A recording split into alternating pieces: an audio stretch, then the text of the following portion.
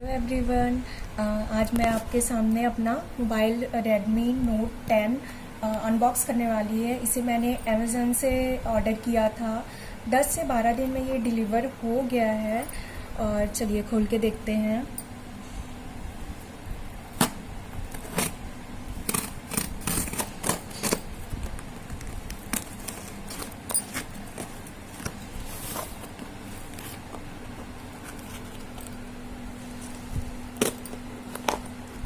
इसकी पैकेजिंग काफ़ी अच्छे से उन्होंने करके भेजा है।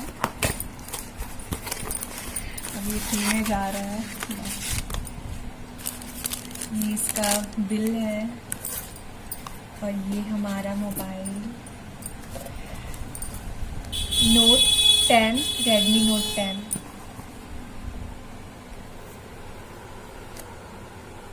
वाओ, ये है मोबाइल हमारा। पहले देखते हैं कि क्या क्या है इसमें, एसेसरीज वगैरह क्या क्या मिला है। ये है, ये चार्जर के लिए है और ये इसका केबल, और इसमें लगता है ये है हमारा कवर। काफ़ी अच्छा लग रहा है। अब खोलते हैं मोबाइल।